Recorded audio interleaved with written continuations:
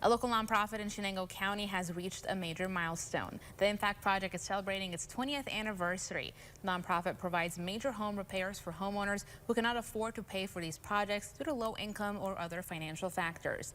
Their group can fix roofs, build handicap ramps, help with electrical, and many other needs. Since 2004, the Impact Project has completed more than 220 projects. Executive Director Jim Willard says this work could not be done without the help of their dedicated volunteers. We've had almost 4,300 people donate their time to our organization. I think that speaks volumes for the type of area that we live in. It speaks to the heart of the Southern Tier, in my mind. The goal of the Impact Project is to bridge the gap in the major housing crisis by helping families stay in their homes with these repair projects. Willard says he hopes their organization's mission can inspire more people to step up and be the change.